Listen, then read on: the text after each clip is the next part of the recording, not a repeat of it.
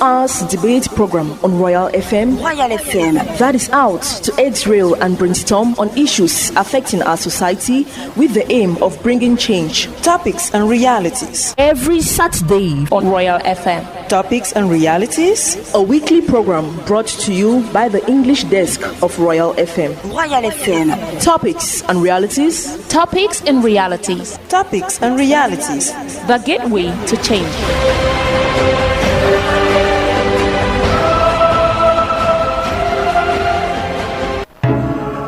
Fellow countrymen, since independence, we have had to grapple with those evil vices like corruption, nepotism, tribalism, and inordinate ambitions in our polity.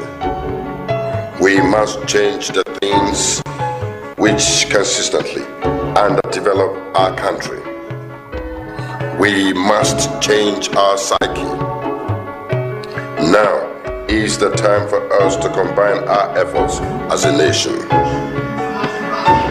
To achieve this noble objective, we have to rise above our differences, to wipe out fraud, bribery, inflation of contracts, vandalization of power lines, and those who are willing collaborators by virtue of their positions in government. Lastly, it is good to be ambitious, but inordinate ambition breeds corruption, treachery, and unpatriotic tendencies in us. Rather, our ambition should be to move our country forward. Merit should come first. Mediocrity must be a practice of the past. Let us all strive to be the best in all what we do. From henceforth, employments and contracts are on the basis of merit and not on the basis of who knows who or godfatherism.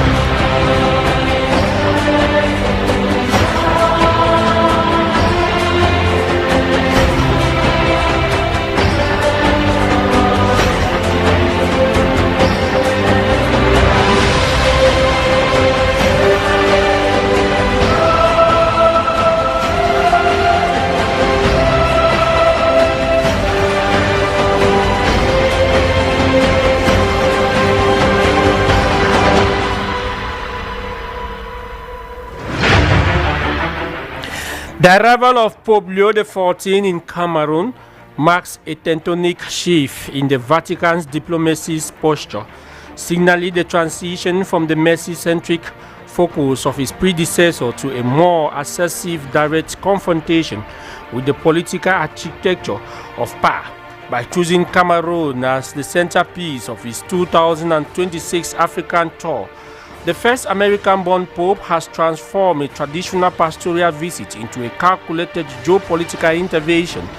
These strategies utilize the soft power of the papacy to expose the bitterness of long-standing autocracy and external forces that sustains them.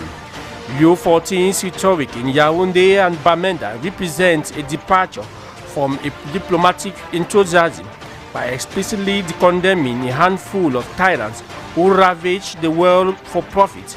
He has effectively delegitimized the systematic corruption and the military-industrial alliance that fuel both internal conflict and external exploitation. This message is double-edged. It serves as a rebuke to the Cameroonian administrative elite for mismanagement of public resources and a swearing critique of Western and European power that continue to plunder the continent's natural wealth.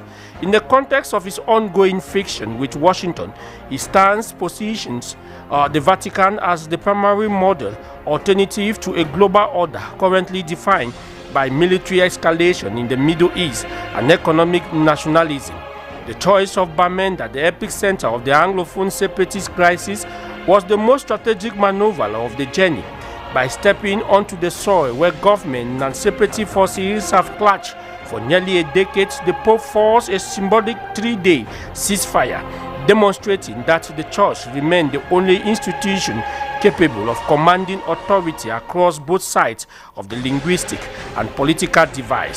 Good afternoon, blessed people. Welcome to Topics and Realities, your Saturday afternoon talk show program in which we capture the topics, we treat them, and we make it a reality in your life. Topics and Realities today will focus on the visit of Pope Leo XIV to Cameroon as he left the country today for Angola. And the question we are asking, after the visit of the Pope, what next? Will the Cameroonian authority adhere to the decisions or the message of the Pope? What become of the Anglophone crisis after the visit of the Pope to the Northwest and Southwest region? All these questions will be seeking answer from you, our listeners, as well as our fine brains who are with us in this studio today. Topics and Realities has production assistants coming from Romiale Kume and assisted by Urish Keme. They are our sound engineers, our copyright clerk, as we have Bida Brian, who is our video editor on our YouTube page, Ria FM Cameroon. We have Boris Landrin and his entire team, who are our community managers in today's edition of the program Topics and Realities. Topics and Realities is a production of the English service of Royal 88.4 FM, with production assistant coming from Mapala Zita under the coordination of our own Director General, Roger Pierre Dekeke. General supervision of the program is ensured by Reverend Pastor Bisa Emmanuel Noel. Call me the moderator. My name is Abel Bela Samari. I am the son of Danke. We love you, Lord. You're precious. You are precious. You're precious. You are precious. Gave everything for us. We lift our hands to. So grateful. So grateful. Maebo salaba yeke. Bilabayo. Selimana.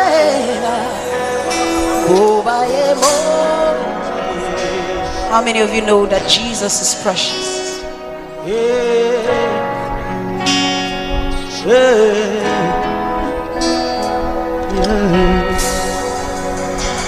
Precious Jesus,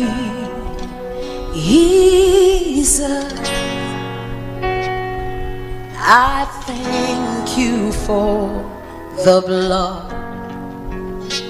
Precious Jesus,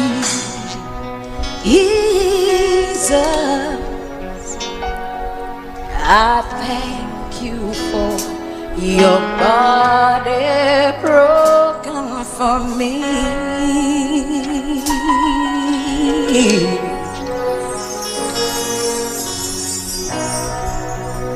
Precious Jesus,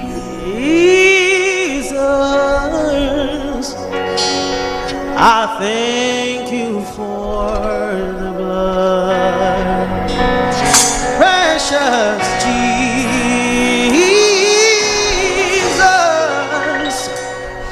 I thank you for your body broken. For I remember all you've done for me.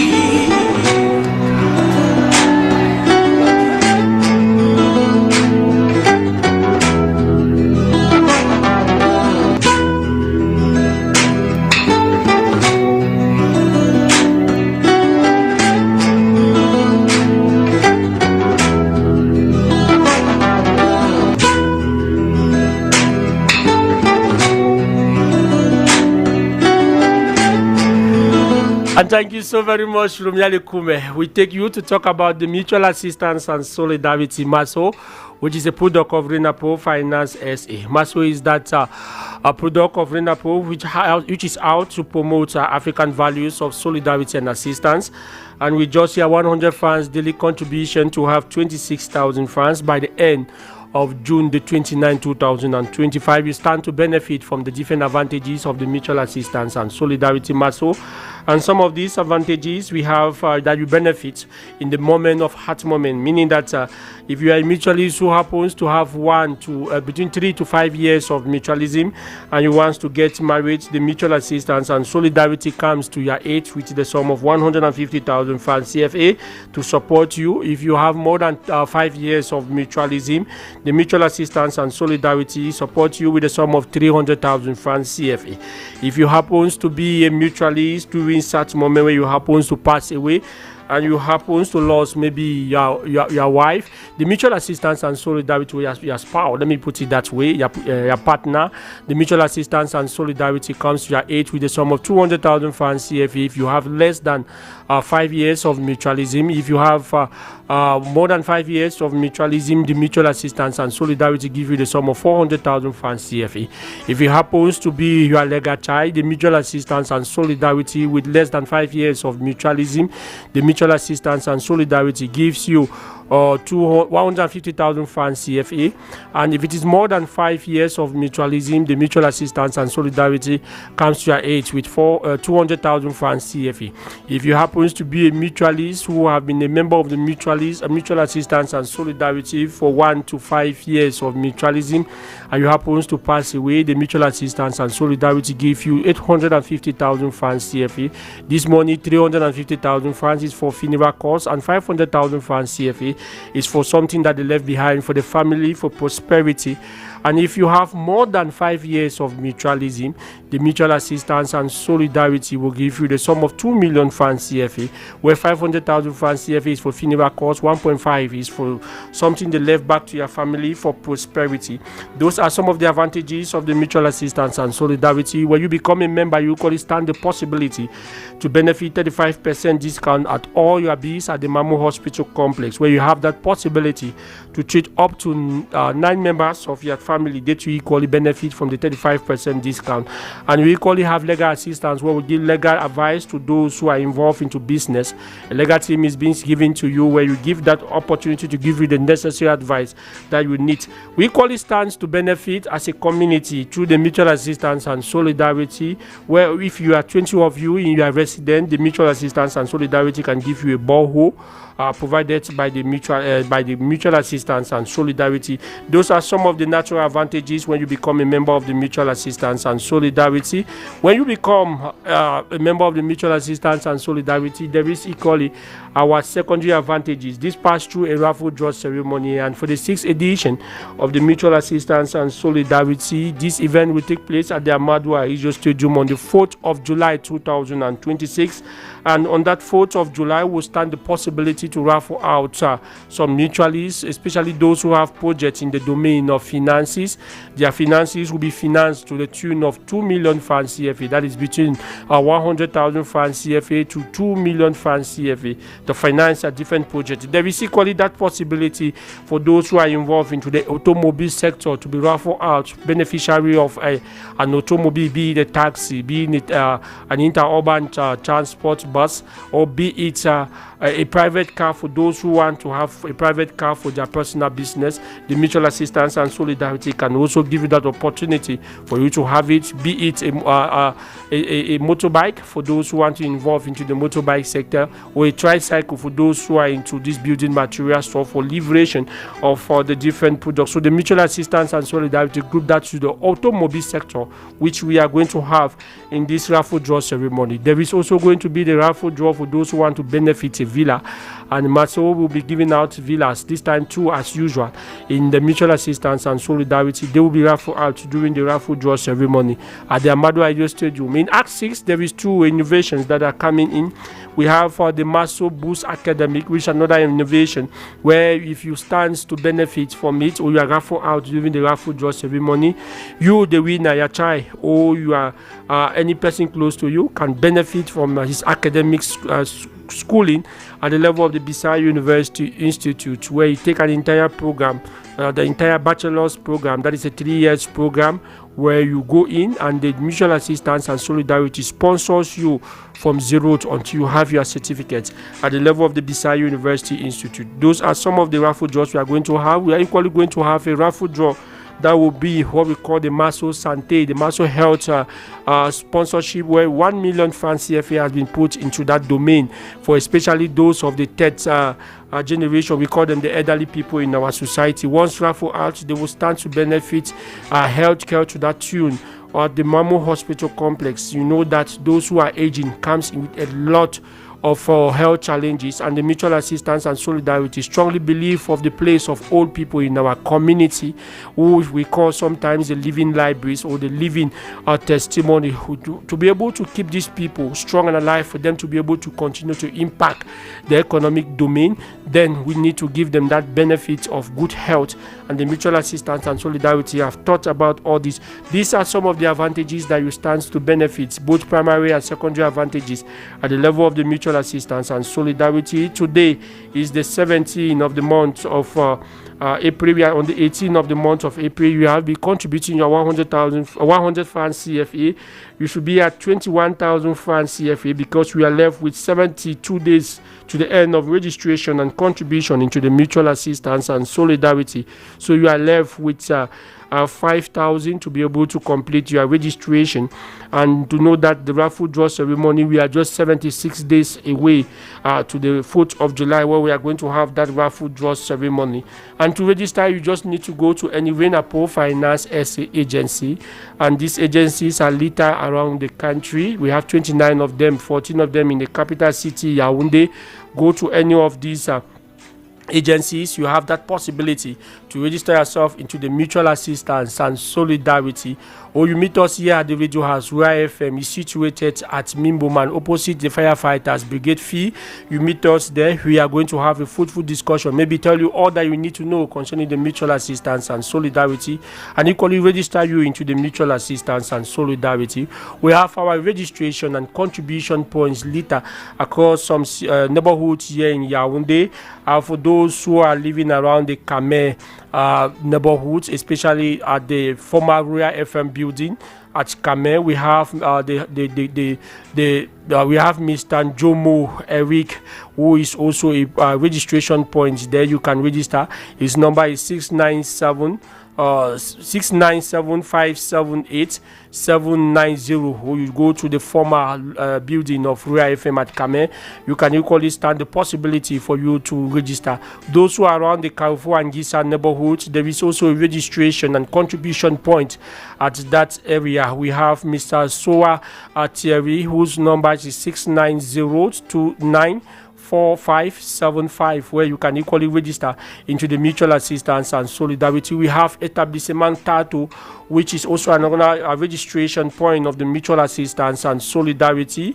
They are situated around the Ministry of Secondary Education here in Yaoundé, and their telephone number is 670282926. You have that possibility to register yourself into the Mutual Assistance and Solidarity.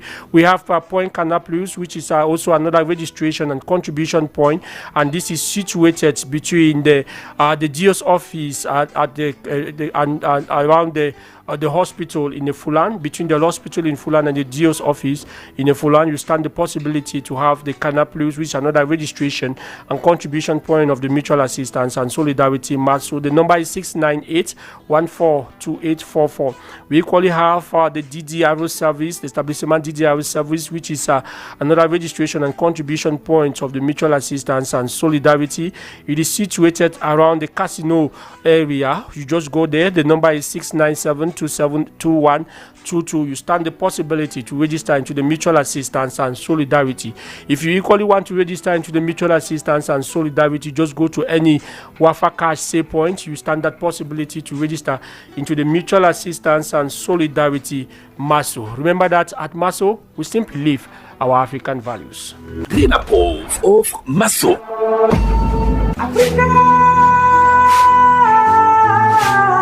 Je suis enseignante de formation, mais j'opère beaucoup plus dans la fossiculture. Je suis vraiment comblée parce que ce chèque arrive à pic, parce que j'étais vraiment dans le besoin. Content. Merci beaucoup au Seigneur parce que grâce à lui, j'ai eu ça. Je suis tolé de profession et commerçant. C'était vraiment un rêve pour moi, je ne m'y attendais pas. Je suis vraiment très content de Renapo parce que ce financement va me permettre de réaliser mon projet d'élevage de poulets et de porcs.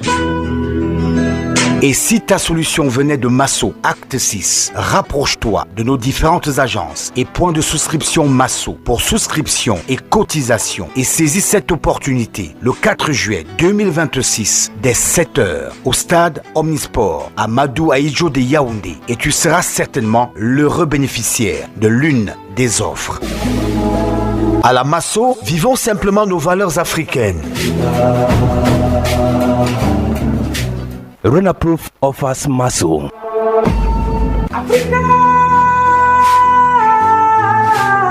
I see joy, I see tears of joy, and I see how somebody has suffered. As I've won today, I really appreciate this offer. I want to thank Masso for that because at the onset I was really skeptical about it and I was scared. I was just saying that this is all fake, but today is a confirmation that it is not a fake news, it is actually right because I just had the opportunity of winning the sum of 1 million francs. I just won 750,000. Act 6 have already started. I will register for Act 6. I subscribe for the villa.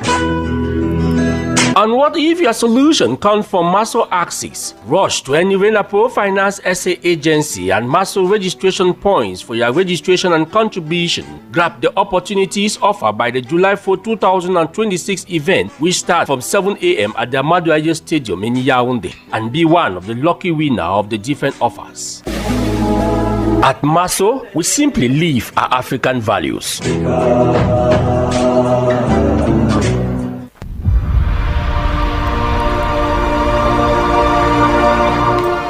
And thank you so very much for joining us. We are having a very full house this afternoon. Let me begin with the introduction. Good afternoon to you, Ngala Emmanuel.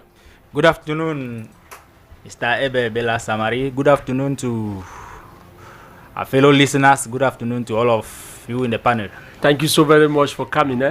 Good afternoon to you, David Nathan. It's a pleasure for me to welcome you. Thank you, Mr. Ebe. Good afternoon to everyone. And our listeners. Litinui Pafe, good afternoon. Afternoon, Mr. Eva. Thank you very much. And afternoon to my co-panel. Afternoon to the entire listeners of Royal FM. They say when you see a frog during the day, you know that something is pursuing. Should I say if I see Litinui coming, leaving the phone call and the messages to come live in the studio, something is boiling? Yeah, Mr. Eva, like for instance. Everything is okay? Like for instance. Okay. I have a worry about the GCE board. Okay. There is something that I've been following going on the GCE board, and I start to ask myself that what is wrong with the go closer to your microphone, eh? Yeah. Jack, put it closer to you so that I should get you well. Yeah. Yes. Are you ready soon for the GCE? Yes, I have a worry there. Okay. Where in a GCE board, if you happen to be a student in a GCE to write a GCE, you are composed to pay a sum of 20,000. It depends the subject that you are offering. They call it examination fee. Yes. And from this amount, 7,000 is going directly to GCE board to organize the examination.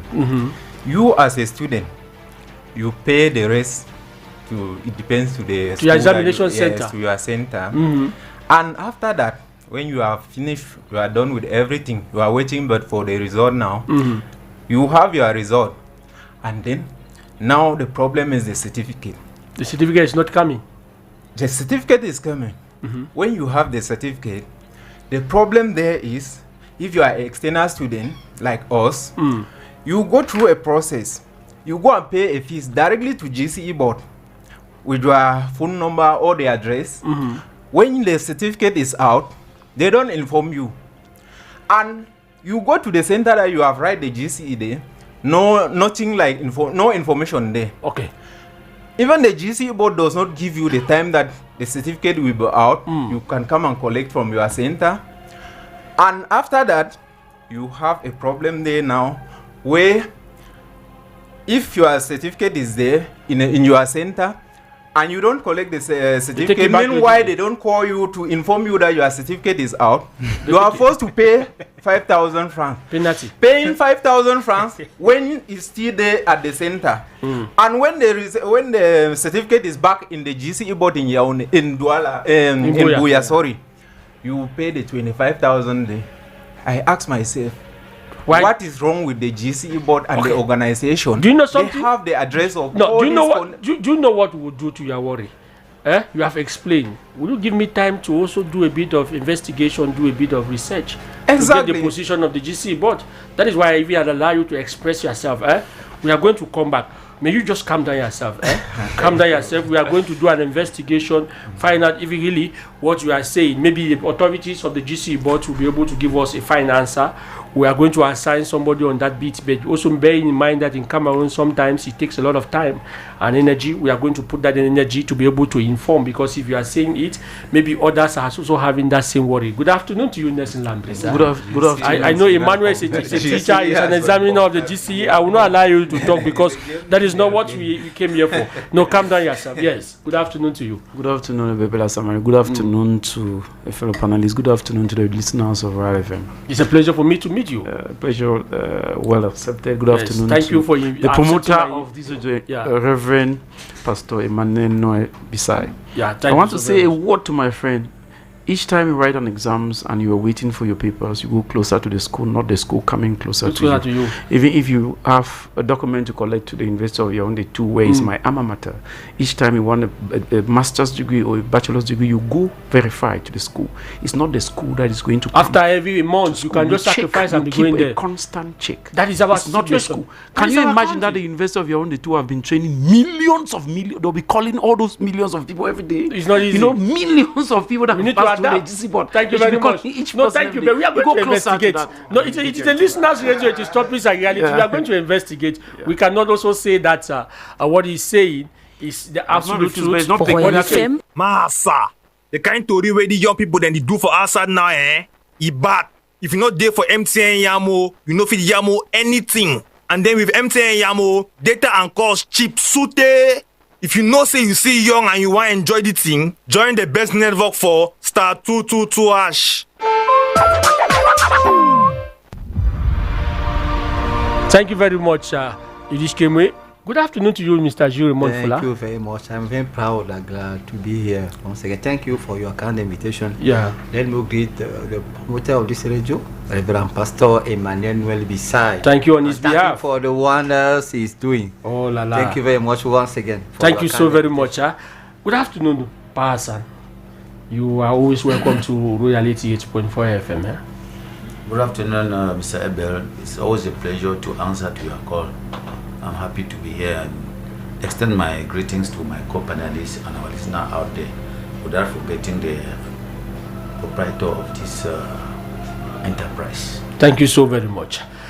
We welcome Evans William Jobati, who is going to set the pace for us, and when he comes back, we are going to dive straight to our main topic of discussion this afternoon. Good afternoon to you, Evans William Jobati. What are the papers saying?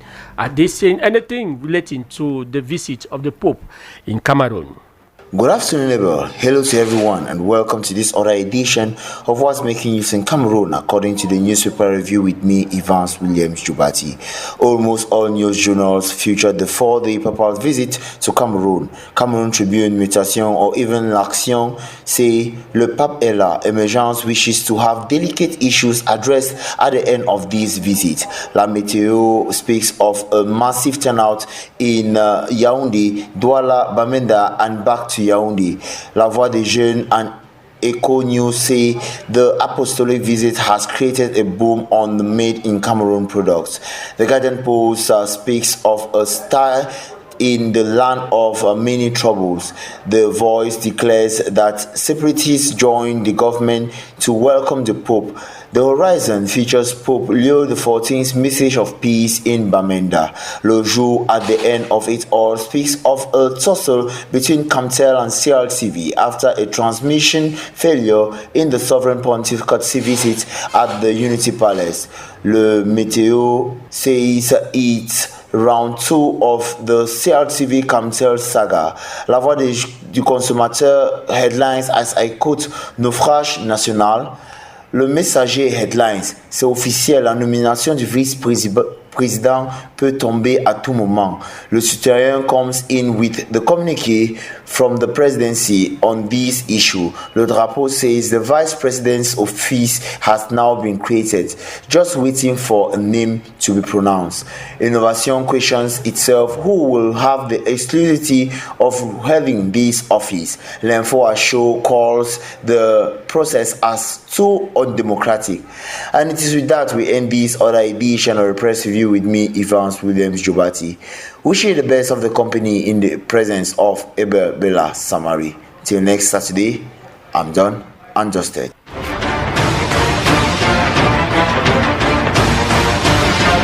Yes, Evans William Jobati, thank you so very much. Let me start with you, Nelson Lambris. And the first question I want to ask you, how does Pope Leo XIV's use of the Augustinian doctrine on authority serve as a direct indictment of the quality of leadership that we have in Cameroon? There is something that people need to understand. Yes, Nelson Lambris. If you go to the Catholic doctrine and maybe the rules and regulations. Irishkemo is asking me to Catholicism. tell you to add your volume because the next thing that we know I'm is going not to add yes. Of the Catholicism, the Pope doubles as a religious leader and at the same time as a president of the Vatican City, which is one of the smallest countries on earth without actually having citizens. Yeah. But the Catholic, the canon laws of the Catholic Church believe that Christians who are Catholics are actually the citizens of that Vatican City that are being spread all around the world. So that is how they see it. They know that there is a small country in terms of surface area, but it's a very big country when it comes to in terms of population, and they have a whole lot of influence. I repeat that the Pope is a religious leader at the same time a political leader. Whether I like it or not, whatever thing the Pope is saying, he must always blend politics and religion. He always been interpreted in the domain of politics and religion. Okay. And all the popes in the yesteryears and even the present Pope understands that and have a whole lot of influential impact in the country. Okay. If you want to bring it down to the case study of Cameroon, Pope Leo XIV was invited by the chief executive officer of our country, and coming on the invitation. He's not the one who proposed to come. No, he was invited. Okay. Coming on that invitation, it means it was a state visit. A state visit, that is how you see all the protocol. Yeah. You saw the presidential guard coming to protect somebody is coming on the invitation of the president of the republic. Remember, it's not the presidency but the president. The president is an institution. Yes. So he's coming on the invitation of that institution that incarnates and embodies the rules and regulation of this country, and that is being indicted by the grand norm, that the constitution of this country is coming as an invitation of that person. It means he's coming as a political figure. Now, because I said earlier that Catholic Christians, they see the person as the highest authority in their church, they have to mobilize and come out at mass. Some people know that when they go closer to Pope, they're going to go closer to God. You don't deny that to them. You need to allow them. Since we are in a country that is being, there is freedom of a secular state where there is freedom of worship. So you allow people to believe what they want to believe, if the belief is not actually infringing in the other person's privacy. So we'll be coming back to you. Okay. You help us to give us a lot of Catholicism, because I know you are a Catholic Christian that has gone through so many stages. I'm not trying something. If not of certain type of things, you could have been a father, because I know what I'm saying concerning Nelson Lambris. So a priest, very well, because I know the different stages. You'll be helping us in a lot of domain. But let me go to you before taking the others. I even know Litinin too is a Catholic Christian. Somewhere around the Uja neighborhood here in Yaoundé. He too will be giving us a lot of issues. But Pastor, I want us to look at the visit after Nelson trying to concretize the visit of Pope Francis to Cameroon. But I want us to look at more on the political front. I just wanted to get that aspect that is coming on a double cap as a president of the Vatican as well as a church leader. But I want us to look at that political front, and in that political front we'll take the legacy of leadership and governance. And when he came to Yaoundé, the first day he came, and it's one of his very first speech, by calling the chain of corruption to be broken when he visited the Unity Palace. Did the Pope effectively delegalize what we can call the hyper-corruption that we find in this beautiful country called Cameroon? Yeah, thank you once more. But before I answer your question, I want to make an observation on what Nelson Lambie said. I don't think I don't see it. I don't see the popes coming here more political than religion. Yes. Okay. Yes, because if you see the activities of the Pope here, was more religious than political. Okay. The political only came in because there is in somebody's country. Yes, and you cannot reach there without at least greeting the person. That's what I saw. First of all, I was in the convoy. The first day when they arrived, the whole day I went to the presidency. Yeah. Which is was a courtesy call at the presidency. Yeah. I have not seen. Now what we can call it a show face. Yeah, I didn't see the Pope having a tete-a-tete with the president of Cameroon for 20 minutes. It was all centered around faith. That's the way I saw it. However, I'm not saying that the Pope is only a religious person. The Pope, as he rightly said, he's right. He's a religious person as well as a statesman. The Pope came. He has seen. He has made declaration. He has gone.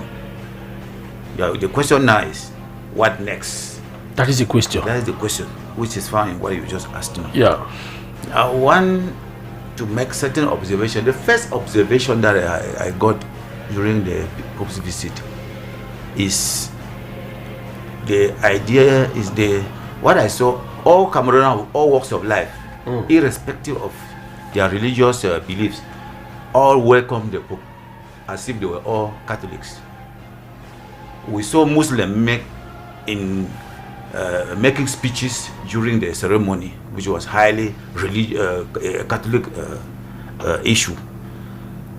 We saw when you go up to the northwest, you saw that even the people who were the greatest radicals, who for 10 years have said no, we will not talk with anybody, they were able to say, we'll put down our guns for all 3 the days. 3 days ceasefire. When the Pope will be here, nobody should disturb the Pope's visit, which was a big breakthrough that we have been looking for. Have not had. Okay. We just hope that after the Pope, they will not go back to the old system. They should just continue from there, because as they smile, it's God that made them to smile, and they should continue. But the most important thing that I realized was the attitude of the regime. Okay. And its acolytes, apparatchiks, like Dr. Fuller. Whenever somebody came to Cameroon and made the statement that the Pope made at the presidency or wherever he went, which appeared to us very critical of the regime, what Dr. Fuller's friends of the CBDA would tell us that Cameroon is a sovereign state. We have nothing to learn from anybody. Nobody can come here and tell us. Even from the Pope? Even from whoever, they will say, Cameroon said, oh, Cameroon, there's nobody who can give us any advice. But I discovered that this time, I have not heard them. Okay. Message statement, which again is a positive step for us. I think that perhaps they have known that those type of words no longer help in the political evolution of Cameroon. I'm praying that if they have come out of the bushes, like the Amba boys came out, they should remain on the rail now and let us move forward ahead and build this nation. Yes.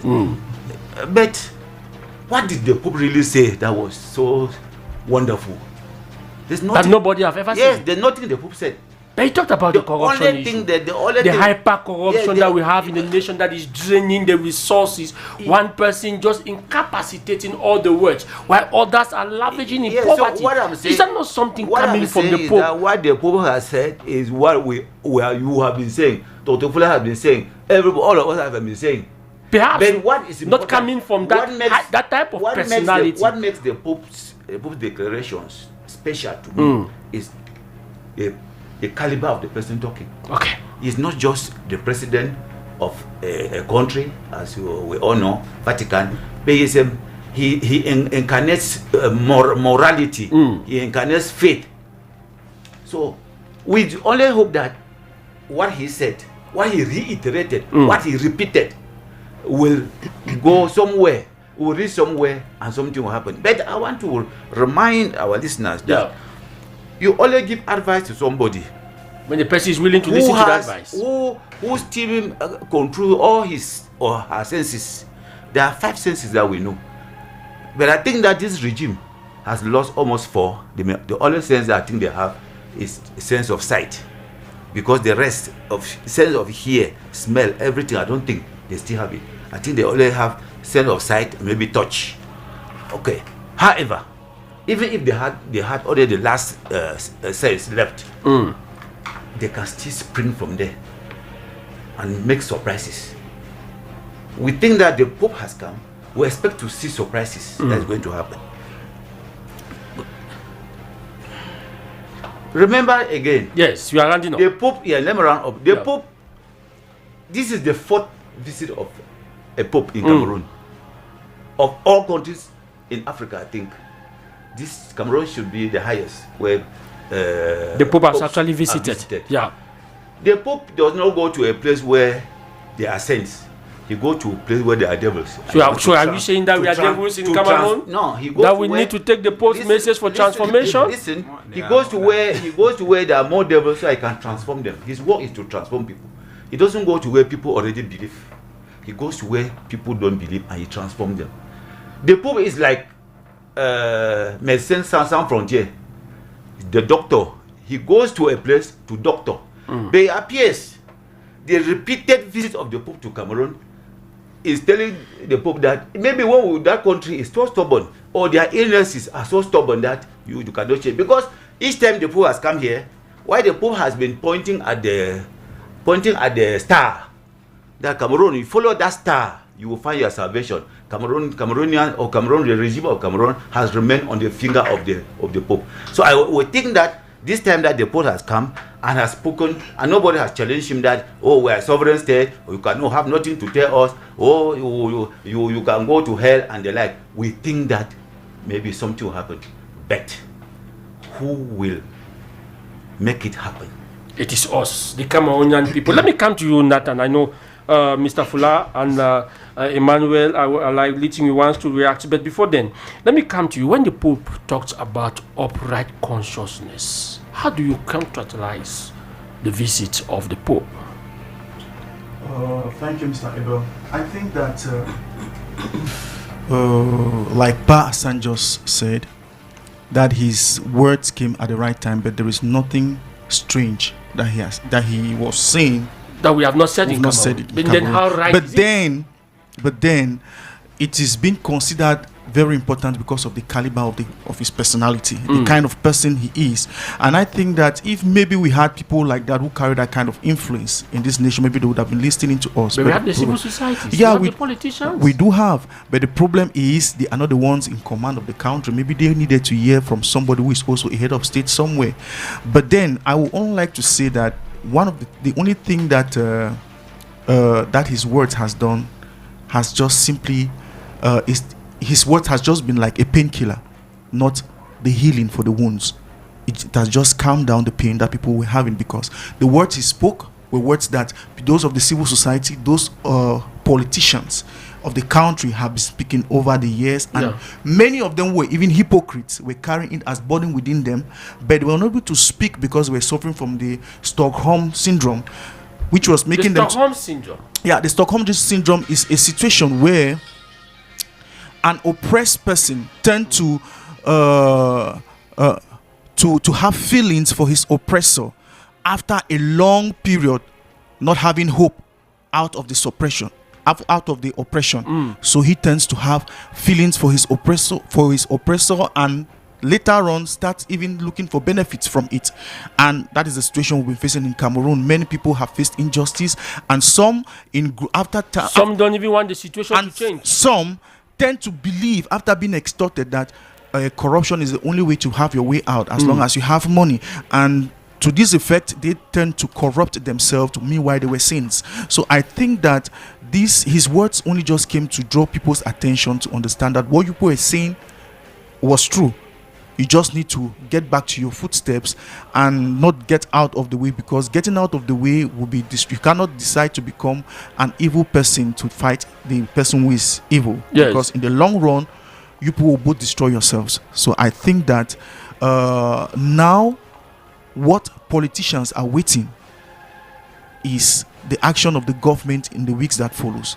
So I don't think that everybody has any critique, because if they truly had it, they would have interrupted, like Pa Hassan once said. Yeah. They always say, oh, we are Maybe they are a sovereign nation, nobody has to tell us anything, because the regime in place has shown a lot of stubbornness and a lot of aggressiveness to any rebuke that comes from somebody who is not of the party, and or even somebody who is in the party and who struggles to make things upright.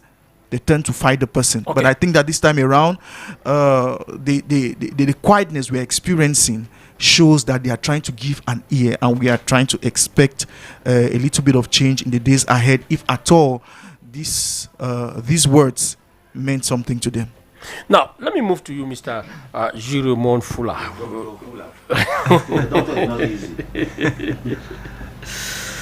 Okay, Dr. Jiremon Fula, but will you permit me call you No problem. Jiremon No Fula? problem. Thank you so very much. I prefer Yes. Jiremon. How do you contextualize the coming of Pope to Cameroon? Do you think his message sowed a seed that can actually grow if well watered? Of course, but first of all, let me first remind to my friend Lambi that before a Pope arrive a country, he must receive 2 invitations. No one, 2. The first one coming from the Catholic Church himself, and then the second from the government. 2 invitations. Also talk about the importance of the Catholic Church here in our country. According to the figure coming from the Ministry of the Territorial Administration, 38% of the population are Catholic. 38%. And then also 11 million of Cameroonians and even foreigners are Catholic. We also know that, as Hassan said, 5 times the head of state of this country, who is a Catholic himself, went to the Vatican there 5 times, and this is the 4th time you receive a Pope here. This is the importance of the quality, the excellent quality of the relation linking our country to the Vatican. And the Pope, the Pope came here as he has a double quality. First of all, he's the head of the Catholic Church, but he's the head of state. He's the head of state, the state of Vatican. So he was received before leaving. He's now in Angola. Before leaving, he over-congratulated the head of state.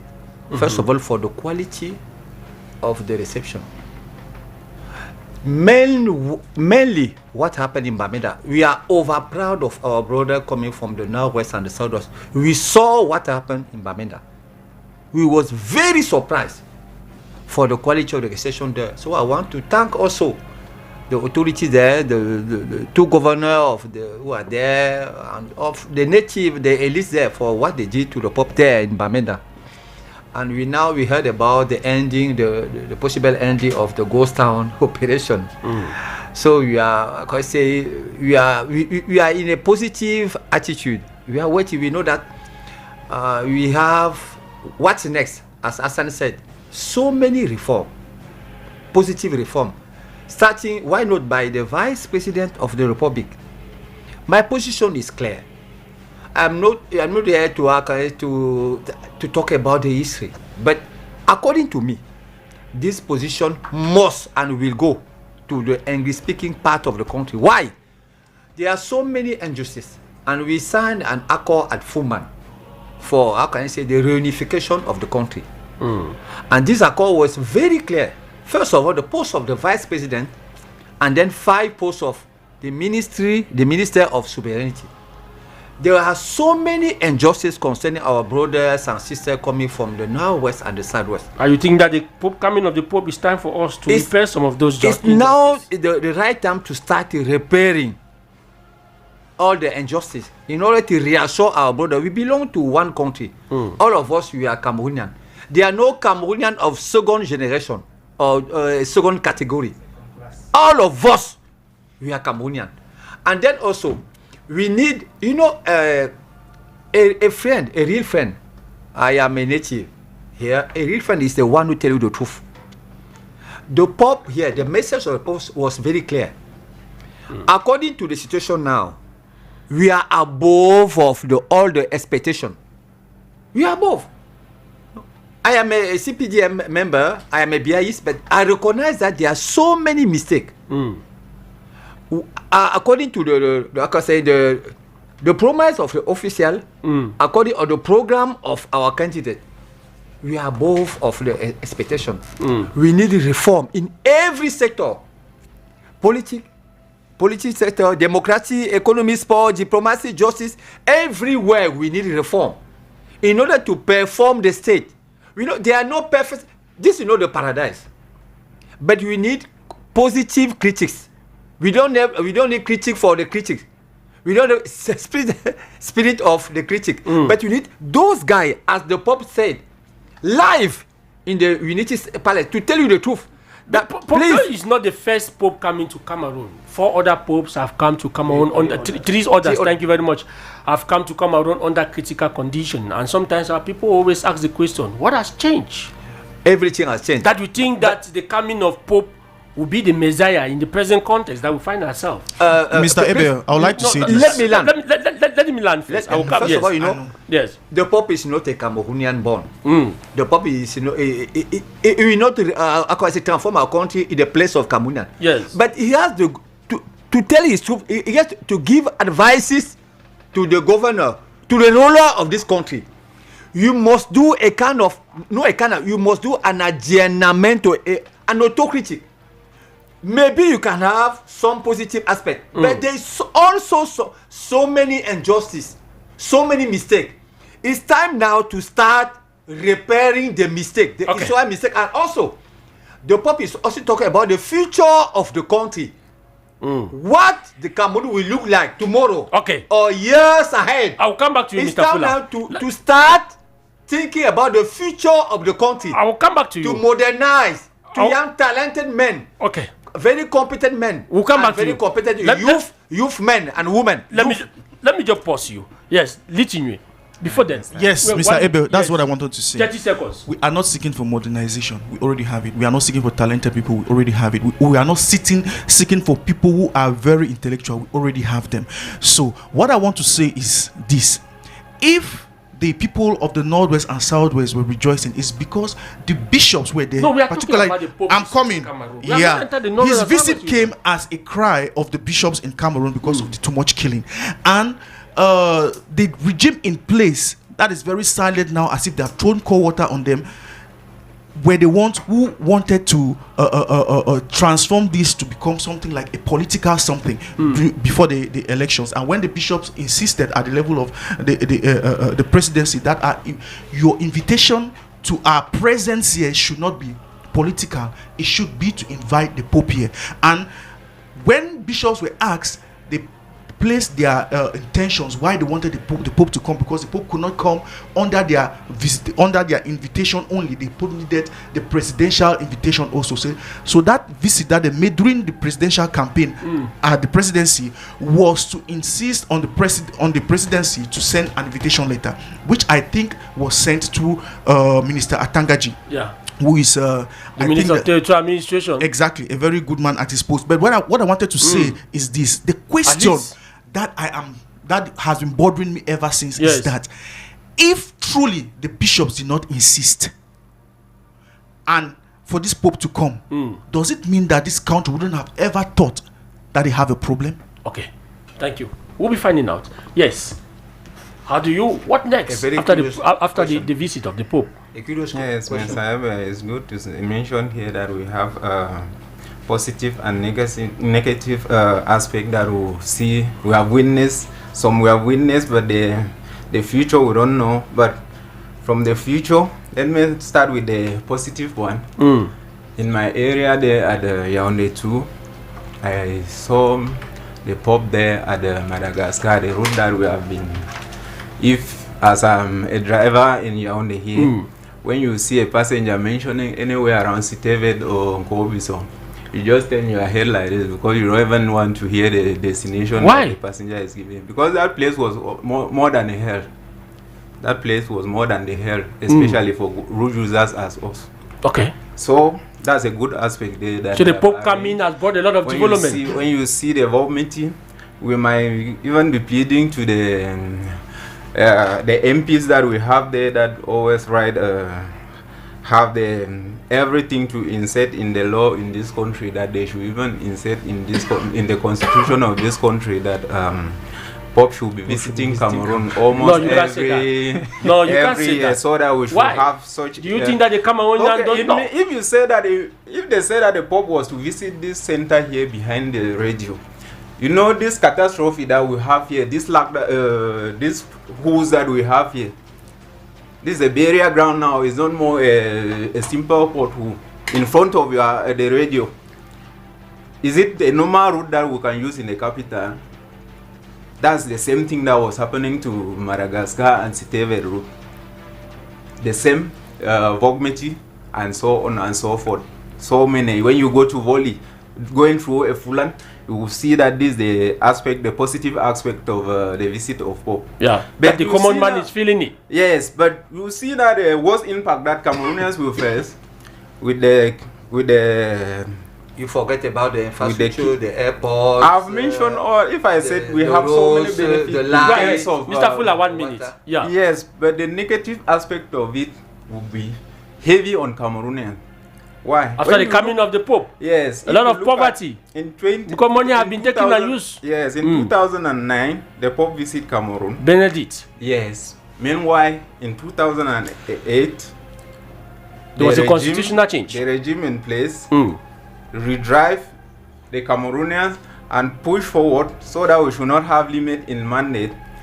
And it's the same thing that the regime is using the Cameroonians for it.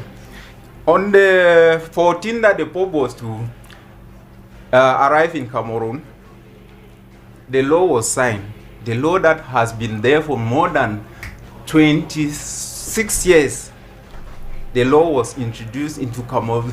Only a pen that the president should take this pen and write something there. He authorized that law on the 14th of April. Why?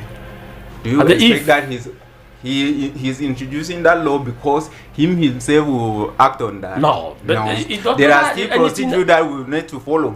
And you know the highest thing, Mr. Ebe, I have a lot to say on this. You know, in Cameroon, this is somebody that the president in Cameroon is somebody that who missed the core of a priest. Maybe because God knows very well that if he was there, God will not permit for him to. How can you say that? Exactly. No, because that is a hard word. When you look at nation that missed becoming a priest was attributed to the fact that if Nessie was a priest, could have maybe that organization could have maybe not everybody can become a priest. So many years backward. No, Mr. Ebe, I will pause you at that point. Let me pause you. I will come back to you. Let me pause you. Let me pause you. Will you permit me pause you? No, calm down yourself. Can I mention this one before you pause me? Okay. Yes, Mr. Ebe. In 2009, he came here and they introduced, where they put the limit. We had a limit into constitution. So you are saying that each time the Pope visit Cameroon, there is something that they are going to implement? Yes, it's the arrangement. You know, Pope was decrying what we decrying here every day. He behaved more. But Mr. Hassan says that maybe it's because we were no authority and we needed a higher energy. He himself to a Cameroonian more than you and me, and he said nothing. He said nothing that is more is even difficult than what we have been decrying here in Cameroon every day. I was afraid that before he leave this place, maybe he would see himself in Konengi. No, because when you look at the Manchu BBC and all the rest who decry this suffering that we are going through, where are they? Okay. They are in prison. Okay. But when you look at the Pope, with all these things that he has decried, and they allowed him to go out from Cameroon, what is the impact that you wanted him to remain here? Cameroonians will face after?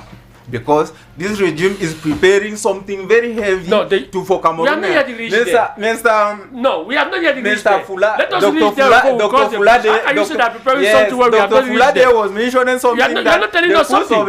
Yes, the Pope visit here was mainly to convince West Cameroonians that they should know that this position that you people are crying for, that Mr. Fuller here is... the Pope did say that. He's just convincing us here that we should be sitting and thinking that one day they will appoint a West Cameroonian to be a vice president here in Cameroon. God forbid. Mr. ABC. Nata once said that we don't even... You know what? You know the way this president convinced the Cameroonians? He transformed Cameroonians to a kingdom. Why? Because when the minister was appointed from the place, they want to replace that minister. They appoint the same person from that village. Now it went back to the MPs. When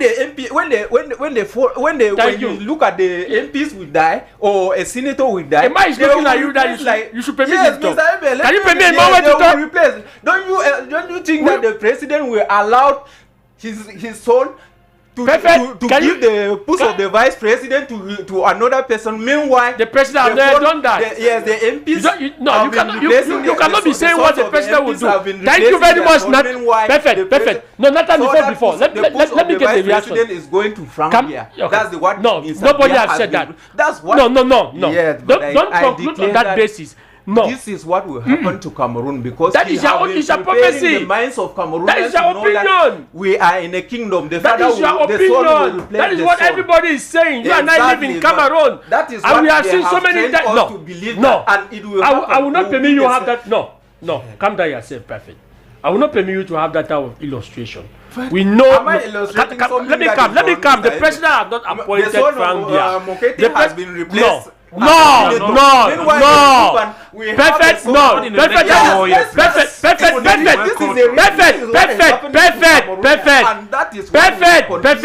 Perfect. Let us educate Cameroonians on the right facts.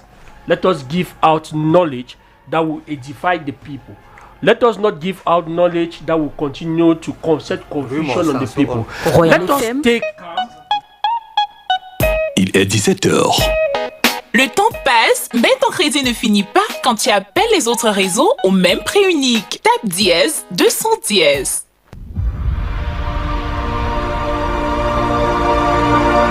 No. Emmanuel is the one to talk. No, Nathan, calm down yourself. Yes, Emmanuel. Your assessment of the Pope visit. All right. I hope you two will not go the same way like Patrick. Let us not take strict. Let us not take strict to confuse our listeners. Let us give the right information so that our people will be edified. Somebody might leave here and say that over Rural FM, I heard that Frank Bia have been promoted, be appointed. It's not like that. Which is not true. No, let us wait for that time. Yes. Which is not true. When we come back, we'll talk about it. Which is not true. What I have here to say is that we have had a situation where the same message is given by 3 different people to the same person or people 4 consecutive times. So we are hoping that this is the 4th time. Because I believe that in 1982, when Pope John Paul II visited Cameroon, his main 1985, yes. His main message was on peace and maintenance of peace. When he came back in 1995, the same Pope John Paul II, his message was on peace and maintenance of peace. In 2009, when Benedict XVI came, his message was on peace and maintenance of peace. This is the 4th Pope.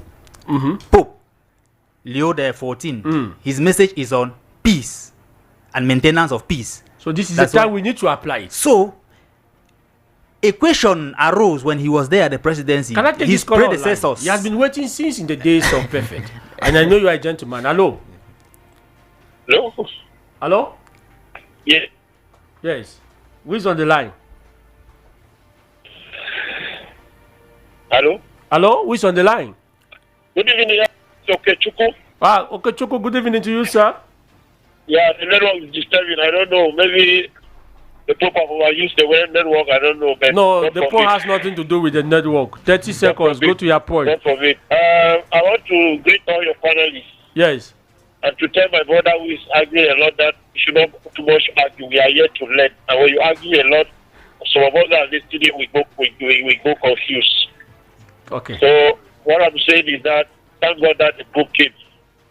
Even though we are going to pay the price, but not now. But thank God he came because a lot has been done. A lot has changed. Yaoundé has become a paradise in a halfway. That if maybe if we continue like that, Yaoundé will be the cleanest capital in Africa. Somebody said the same energy was not put in Douala. Pardon? That Douala was not as clean as Yaoundé. The same energy was not. Why? Yeah, the same energy was not put in Douala because the Douala did not do a lot of movements. There was not too much movement in Douala as compared to Yaoundé. He had a lot of movement in Yaoundé. Okay. The same thing in Bamenda, he did not have a lot of movement. Thank you very much. They did it here until they overdid it. There is a road, they were thinking that he will pass through. Can you come back? Can you come back? Okay, Chuku, can you come back? Thank you very much. Yes, you are rounding up. Because I want us to talk about the visit in Bamenda this time. Yes, like I was We're saying. Evaluating. Like I was saying, somebody who listened to him, the Pope, at the Unity Palace, he made mention of his predecessors have come to Cameroon and have preached. What have the government done with regard to their message? Why can't you also ask a question? What have the citizens done to those messages? I'm just citing. The government. Now, when we come to the point where, if you had listened to Bishop Nkia, Archbishop Nkia in Bamenda, he said something. He said, and he congratulated the Pope and said the Pope had visited the people in Bamenda at a time when they needed him most. Because since the struggle has started, no authority. The authority? No authority. Mr. Tanganji when he talks about the authority, he's talking about the prime minister, not the head of state. Okay. So in situations like this, the head of state, it was the place of the head of state to have visited them there and then maybe address them like a father of the house that he is. So that is, from my own point of view, I listened to Archbishop, and that is my own conclusion that I drew from his speech. And what we are saying is that the visit of the Pope this time around, we are hoping and we are believing in it that it should not only be a visit physically, it should be a visit that will transform the form of the state and will transform the citizens of Cameroon, like Parali said here, that those holding guns had abandoned the guns for 4 days. We are praying that they should not go back to those guns again. Yes. Like the Pope said, he lifted a dove in the sky and said, as this dove flies, let it spread peace all over. So we are hoping for that peace to come. Okay, that is where I want to come back. I'll be coming back to you. Let me pause you. Next in Lambis, what is the significance of that dove? Because my Bible study knowledge made me to understand that when Jesus Christ was baptized by John the Baptist in River Jordan, the Holy Spirit descended from heaven in the form of dove to land and said, "This is my beloved Son, in whom I am well pleased." The Pope released in 7 dove to the skies of Bamenda. What does this signify? How many dove? It was 7. Okay. Or is it less than 7? Okay. I know that it is 7.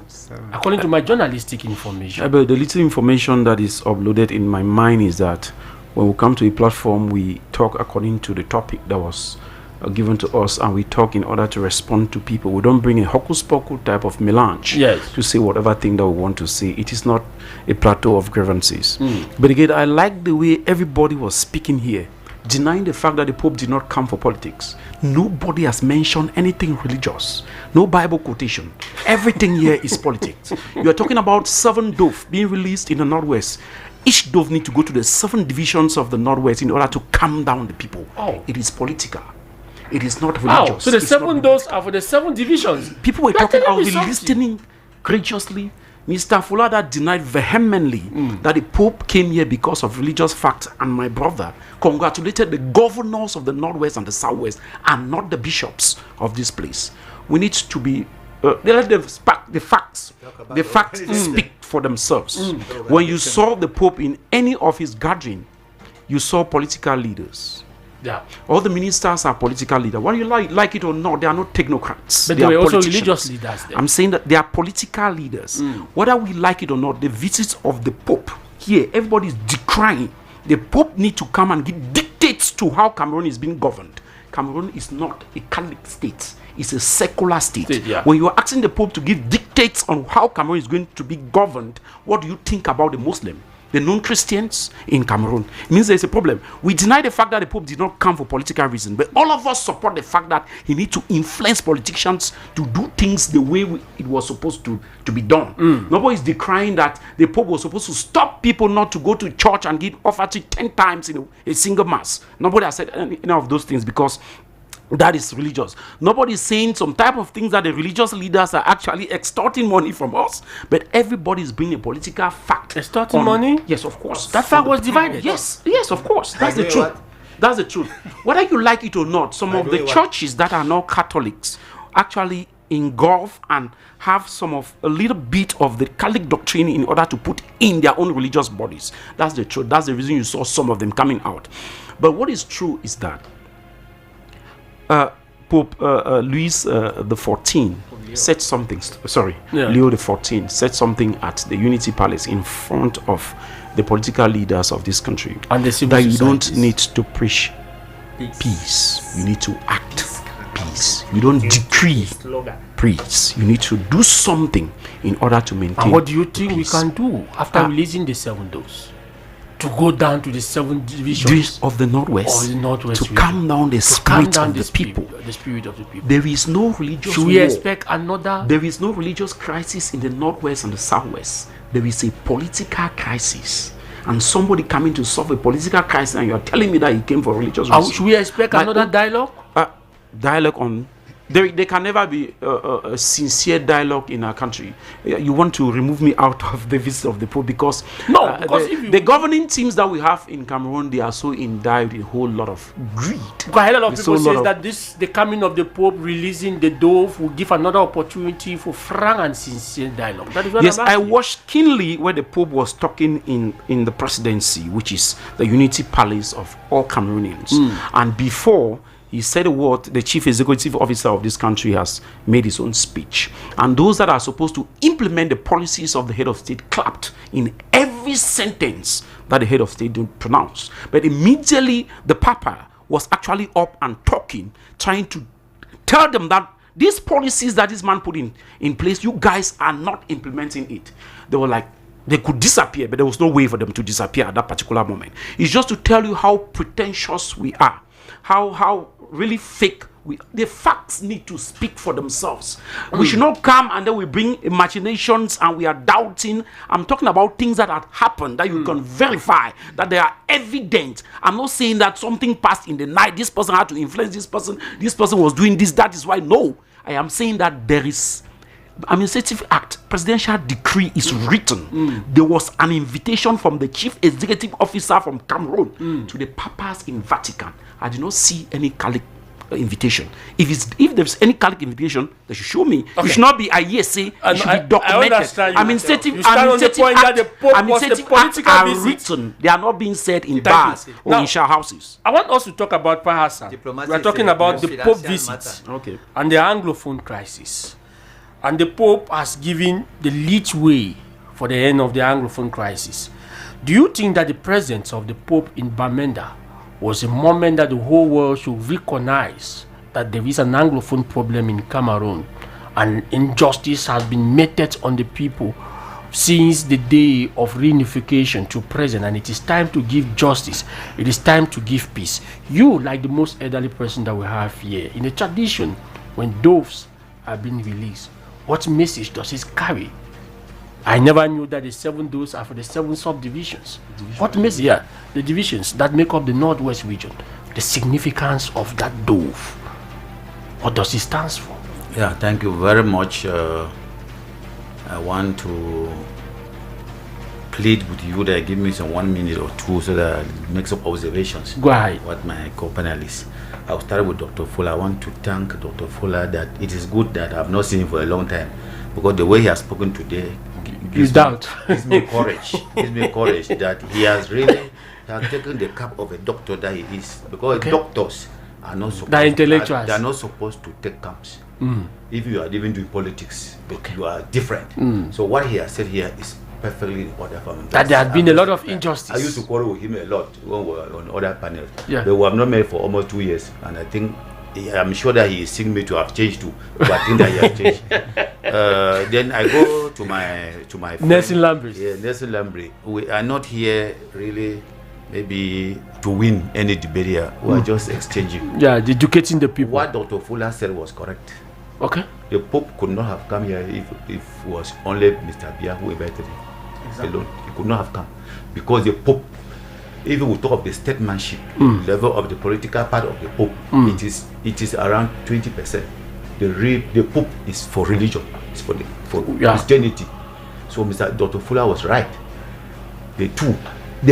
On the contrary, I think that you were saying we are not here on win something, but you were giving marks. This person was wrong, this person was right. That's what the winning. We should preach what we talk about. Okay, yes, okay. Another thing that you're not here to award marks. You are saying this person was right, this person was wrong. It means you are preaching winning and you are not talking about winning. Calm down, another thing that I want to plead, I want to plead with you that control your panel. No, we are controlling. All these people, Anglo-Saxons, we are very cultural type of people. Yeah.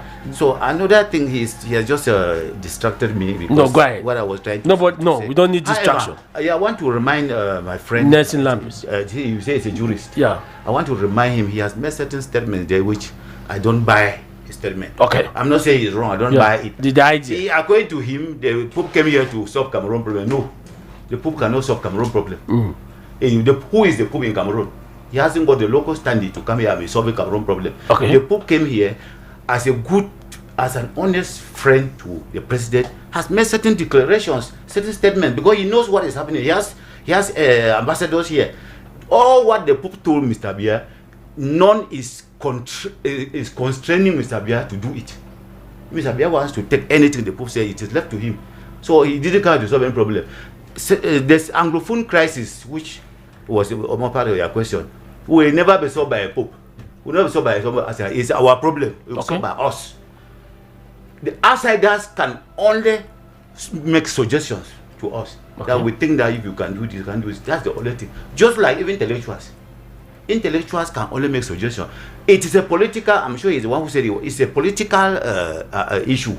And it will be solved politically. And this political thing will be solved by who? It will be solved by the politicians and it's the regime. So the Pope did not come here to solve any problem. I'm happy. He said that the Dupes represented the 7 divisions. The 7 Dupes. I cannot argue with him. I accept it, but I don't know me. Okay. Whether that is the meaning. But does he have any significance? I think that he has a point there, because the fact that it was 7. But then, if it was a matter of that it represented the 7, are you telling us that the Pope in the Northwest was only for Bamenda people? I think that the Pope was Bamenda represented Anglophone, which means that the ecclesiastical province. Yes, ecclesiastical province, which means that we had Southwest and Northwest 13. However, I think there's also 6 or 7 divisions that makes up this. That's 6 in the Southwest, 7 in the Northwest. Okay, I come to my young man here as the jurist was saying, you don't take things you have read from the social media and bring it to a debate. All these things we say were very dangerous. People are not, even a caller just said that when you do like they don't learn.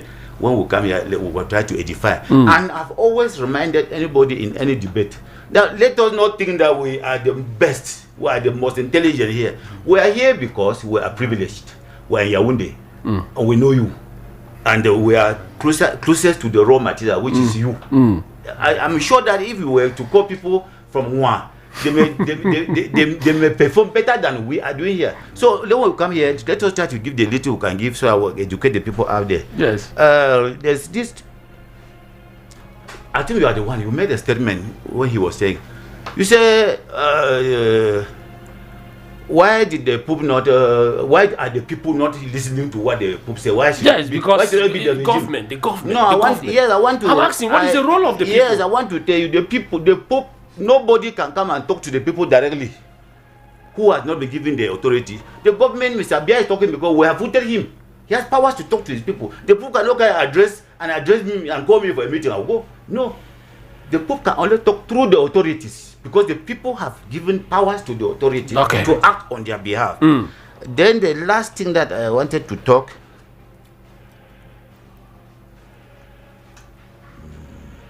Can you be thinking about it? After Mr. Fuller made a statement there. Yeah. This is what we call emotional blackmail. According to Dr. Fuller, if they give the vice presidency to the Anglophone, they have done them a terrible favor. No. We are no longer interested in positions. I'm talking about injustice. Yes. The Accord of Fumban. Yes. For what the injustice he has said, Mr. Dr. Fuller, the injustice you have said, you are correct. And that is the injustice that has caused us where we are today in war. Because in 1964, 3 years after we joined our brothers from the East Cameroon, Dr. Bernard Fonlo saw a crack on that union en route to the power that be. That there is a problem which is going to bring down Cameroon. Nobody listened. That was 1964. Honorable Wiba in Parliament made the same statement. Called people the powers that be to order. There is a problem that is going to bring down Cameroon. Nobody. And now, if Dr. Fuller and his regime, they think that Anglophones are fighting, are dying because they want to have to be a vice president. Well, I tell you that no, that is not what we are dying for. Our people are not dying to have a position. They have given the prime minister for more than 32 years. What have they done to their people? Nothing. Our people, when they want to survive. They want to be respected. They want to be part and parcel of the country and not a second-class citizen. Thank you so very much. Let me welcome Suweiba Abba, who is a political scientist. Good afternoon to you. Good afternoon. Rapidly, let me welcome you with this question. The presence of the Pope in Bamenda, is it essential recognition of the Anglophone problem, where we have seen 3 days or 4 days of ceasefire by the Unity Alliance? Is it a genuine gesture of peace or a strategy by the present government to move and gain international sympathy for the Anglophone crisis? Okay, thank you very much for the question. You see, the Pope's visit has 2 trajectories. First, it's political, as my co-panelist said, and secondly, it's spiritual. Okay. Now, when he was there, he's not the only person that spoke. I think the Archbishop himself did speak, and he said a lot. He said the people have been suffering, and people have died. Even priests have died. You and I know that priests are citizens of the Vatican. Priests are not only Cameroonians, but they are equally citizens of the State of Vatican, which means the Vatican is losing its citizens in Cameroon as well as a result of the crisis. Now, the Pope's visit, let us look at the immediate impact. What was the immediate impact of the Pope's visit? We saw that there was some sort of the road infrastructures were actually maintained and renovated, and street lights in Bamenda. But the way I see the road, it seems as if it's not worked out. And after the departure of the Pope, half a loaf is better than none. At least they have it now. They can enjoy it even for a month or 2 weeks. No problem. But the infrastructure was there. You saw the airport was renovated. And that is one thing now that the state, the authorities they have to capitalize on that and make the airport now to be functional. Those are resources. They injected a lot of money there, so they should make it functional. Why is it that the airport wasn't functioning? Because it was practically just used by the maybe military. For security reasons. You get it? For security reasons. And that's another point. You made mention of the fact that there was a ceasefire. Who called the ceasefire? Because we have been talking about dialogue, and they have been saying that who are we going to dialogue with? So now it is an opportunity for the people who want to dialogue to know who to dialogue with. Because those who called for ceasefire are those who have the powers to dialogue. So if there were people who actually said there will be no fighting, there's ceasefire because the Pope is coming, it means that those are the people that they have to dialogue with. And peace is something that war is a very bad thing, and it's not good to start a war. Because look at where we are today. It's been 10 years, and I bet you somebody said like play, exactly like play. And from even when the war will end, the dialogue we are talking about, it will take a very long time for people to heal, because not only priests have lost their lives, each and every one of us here might have already lost a family member as a result of the war, or be touched by this aspect. And now the people have the arms. For them to put them down, it would be make a big problem. I think the Pope's visit, it was welcomed, and we should capitalize on it now. Thank you. Mr. Fuller, does the Pope's visit to the conflict zone, I'm talking about the Northwest and Southwest region, strive off or away the government narrative that the region is fully secured? First of all, it's a success. Okay. A success for the government, and then a success also for the army. You know how the visit was organized, no incident, and I can't say the quality of. But somebody said the Pope could have slept in Bamenda. No, why was he so hurrying to come back? There was a program. You and why the Pope had to use the Cameco flight, not this Italian airway? Those are some of the questions people are asking. There are problems everywhere. Okay. The far north region, for those who have the opportunity to travel there. If you did it one day, I know that you were there or you will be there as a journalist. Yeah, very soon. You will see the difficulty the population are facing there in the far north region. If you travel to the east region, you will see the hell, the real hell in this earth. If you have to travel to the south, you have the paradox of the organization country. Yeah. You will see by yourself how the rural areas are abandoned there. There are problems everywhere. We also have the problem of the administrative decoupage and so on and so on. Yeah, couper the road and all the like. For me, I am sure that this step of Bamenda was chosen by the Pope himself. Okay. Why? You know, we received the first information who said that the Pope will come here, first of all, and we go to Douala at the end, and we will leave the country. And then we heard after that there was this pressure of coming from the Vatican to say that the Pope must go and will go to Bamenda. Yes, because a lot of Pope's fathers were kidnapped, priests were kidnapped in the Northwest region. And a part of it, the Pope, the Pope is one of the most informed head of state of this country. Why? He has an ambassador, as Hassan really said, the Nunce Apostolic. Yes. He received daily reports coming from the Catholic. And he also have a very perfect, a very powerful secret service. They call it in French la sapinière. I don't know how to translate. No, the sapinière is okay. Okay, so the Pope is very well informed about the reality of the situation, and by going there, the Pope sent a very strong message to the ruler of this country. You have to take care of all the mistakes, all the injustice. You have to go there. Our first order was the Pope will be accompanied there by the head of state. That was a wish, but you know, I can't say the health state of the head of state is now. That is coming from you. The head of state. Natural. Yeah, no, I didn't say that. Okay. I didn't say that because I don't know travel. I didn't say that. I don't know whether it is in my platform that you said it. Like no, I want to say that. Maybe the program of the head of state. Okay. And now it's a strong measure. Now it's time to arrange by the dialogue. But dialogue, that's where I totally disagree with you. I can say you are a political scientist. For those who have a blooded hand man, the man who killed our soldier, our gendarme, our policeman, the civilian, the administrative authority, and you want to dialogue with them, dialogue. We want, if there is a dialogue, we can dialogue with moderate people, not blood-handed people. Propose, okay, the moderate. Who are the moderate people?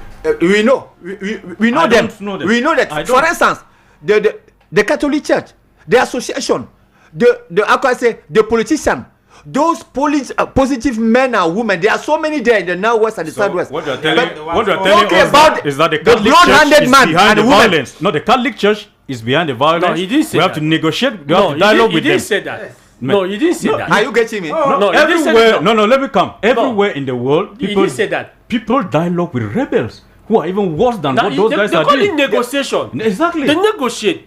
They negotiate. Let me tell you the truth. In a country, as the anchorman really said, you have so many men who have different point of view. You have extremists, and then you have, progressive man. In the count of the head of state, in the count of the government, You have the both. Those progressive men who are calling for the negotiation. Okay. Negotiation with everybody. And other people who say that those men who are responsible for the killing of our policemen, we should not negotiate with them. We will never negotiate with them.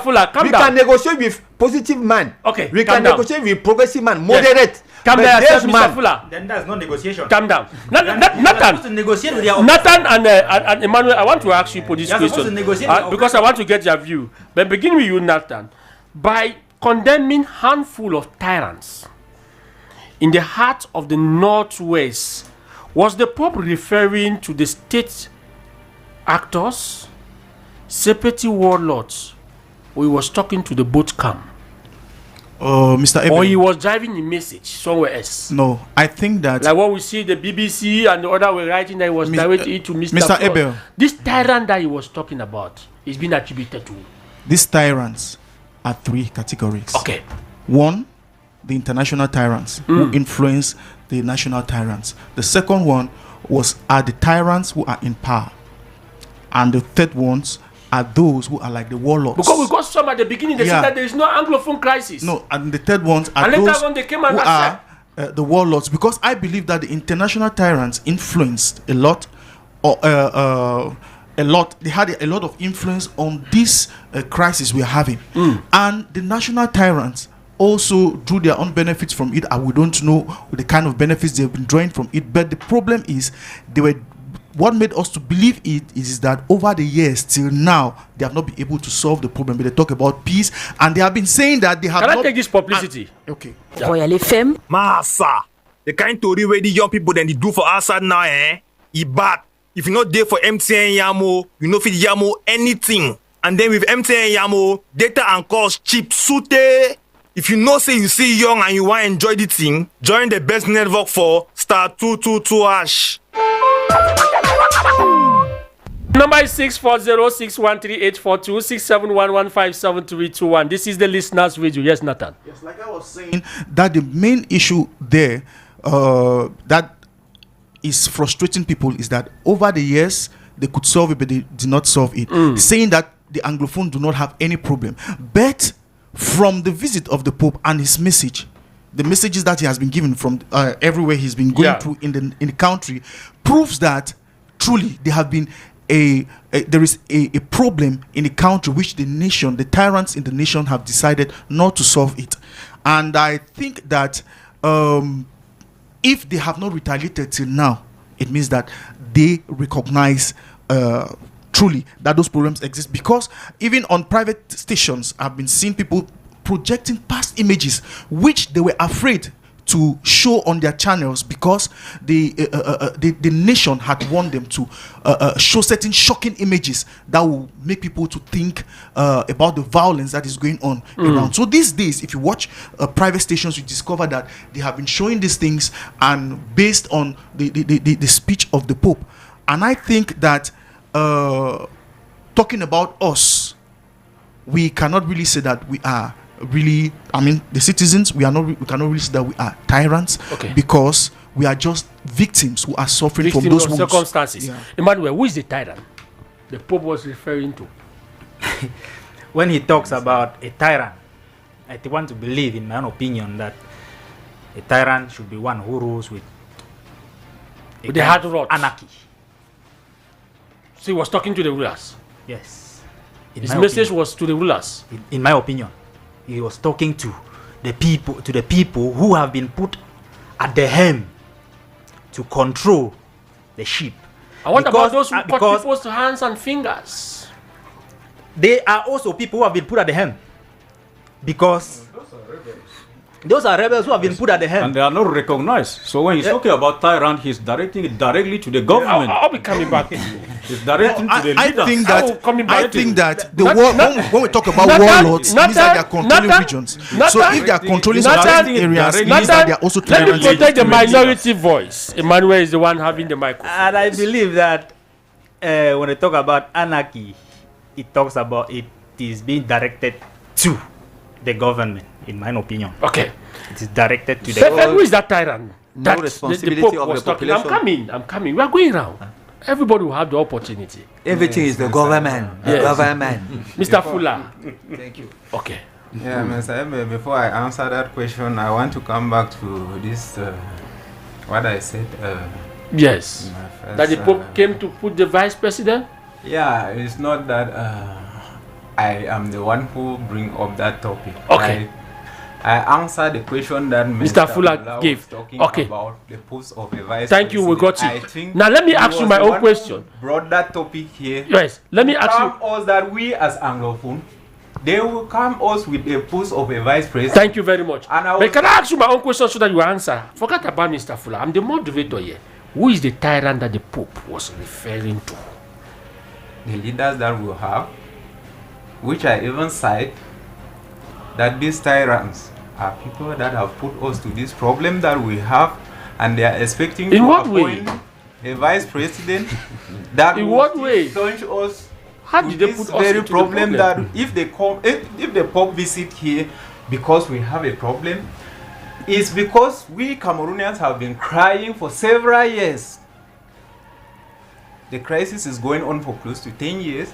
Meanwhile, from 1972, we have been crying in this country that what is wrong with the tyrants that we have in place, and they are trying to transform us into a kingdom that we are no more in a republic, that each and everybody of us as a citizen, you can view your point of view. When you say anything which goes wrong to the tyrants that the Pope mentioned, the tyrannic leaders that we have, you will face what Manchu BBC is facing now, and Galim are facing in Bamenda. That's the reason that the Pope come here to advise us. Know that God is the one that can give life, and God take life because you are not able to produce that life. Okay, thank you. Next in Lambris, the tyrant is moving, and the tyrants have been called to watch out in their action after Bamenda. What next in the Anglophone crisis? What next is? We are giving concrete ideas. Yes, what next is? Since I'm president, I cannot be indicted and then I go solo. I must defend myself. No, nobody indicted you. I'm not doomed. I'm not a doom to come on your platform and say the Pope is coming to solve the problems of Cameroonians. Okay. I will never say that type of thing. If you want to quote me, you go verbatim. Okay. You quote me what verbatim. Don't interpret what you think and then you put it on my person. Thank you for that correction. Now, the Pope came to visit people. Yes. He did not visit the terrorists. He did not visit the tyrants. Not the tyrants. Okay. A tyrant is somebody the institution recognize that they gave you a duty and you transform the duty to be a tyrannic. But he said that people should not be using God's name in vain. A tyrannic duty. So you cannot attribute tyrannies to people that we don't even know them, that we cannot recognize them. Okay. So he's talking of the governing team. That's the people he's referring to as tyrants. We didn't see the Pope go to the bush to address people.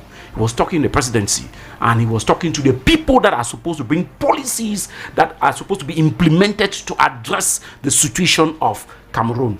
So the tyrants are those people that are guilty of these policies. If you were supposed to build a hospital and you took the money for the hospital, you took it somewhere, and somebody's asking where is the hospital, you send the police and the gendarme to pick the person up, and then you're a tyrant. Those are the people that he was referring to. Yes. The master of war pretends not to know that it takes only a moment to destroy, yet often a lifetime not enough to rebuild. Those who rob your land of its resources generally invest much of the profit in weapons, thus perpetuating an endless circle of destabilization. The Pope made that statement on the 16th. That was in and the political answer to that problem is as per the Constitution in Article 66 that was being enlarged this time around. That is not yet a law. It has been voted into law. It is not yet in force. We are waiting for the president to enact it as a law. But the Article 66 in the 18th General Constitution of 1996 say everybody who is supposed to take an public office, even on appointment or elections, was supposed to declare their worth before and after. It comes to cure the problem of corruption, embezzlement. The word corruption and embezzlement are beautiful words. These people are state thieves. They don't want to use the word. The right word is that they are thieves. Corruption, embezzlement is just to beautify that word, but they are thieves. But it is only the court that says that you can identify them as thieves. You're a legal person. I am talking about things that have been happening. There's a jurisprudence that somebody in this country that was a minister of basic education was taken to the special criminal tribunal. He accepted vehemently that he stole from the state coffers, and next time he was gratified by the president of the republic and we campaigning for a political party. So you don't blame me for calling them thieves. It's the court that actually called them that they are thieves. I'm not the one. Okay. Thank you very much, Nessie. Can you come there yourself now? I'm down. Okay. Thank you so very much. Yes. The way forward, Mr. Fuller. Let me begin. Let me come around. I'm going down. The way forward after the Pope visit to the Anglophone crisis. First of all, no, I'm coming to you. I'm coming to you. The way forward. I'm coming to you.